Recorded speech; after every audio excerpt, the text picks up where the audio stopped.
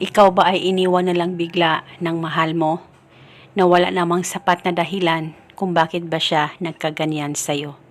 At sobrang nasasaktan ka ngayon at dahil sa mahal na mahal mo siya at ikaw ay baliwala na niya at iniwan na niya ng tuluyan.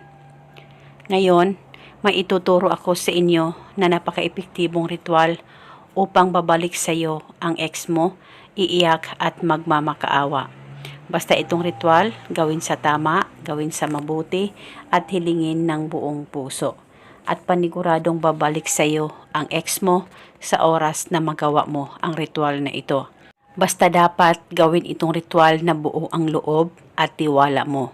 At dapat wala kang pagdududa o pagdadalawang isip sa mga ganitong pamamaraan.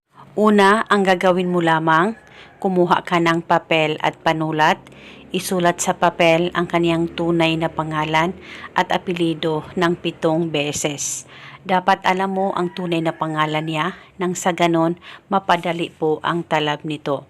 At pagkatapos mo na itong masulat ng 7 beses, ay itupi ang papel kahit ilang tupi.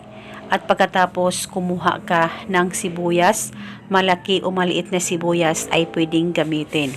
At pagkatapos ay hiwain mo sa gitna ang sibuyas at iipit mo ang papel na may nakasulat na pangalan niya.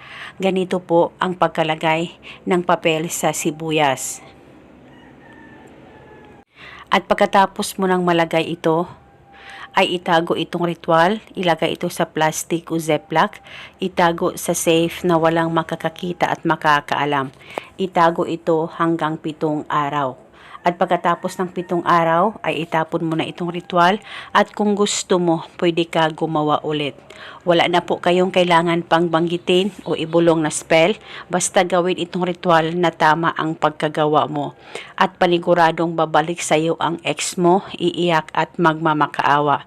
Basta magtiwala ka lang. At pagkatapos mong magawa itong ritual, ay ibaliwala mo lang, huwag mong isipin na ikaw ay gumagawa ng ritual sa kanya. Nang sa ganun, ikaw ay magugulat na lang sa maging resulta nito.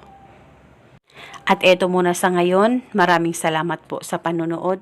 May God bless us all.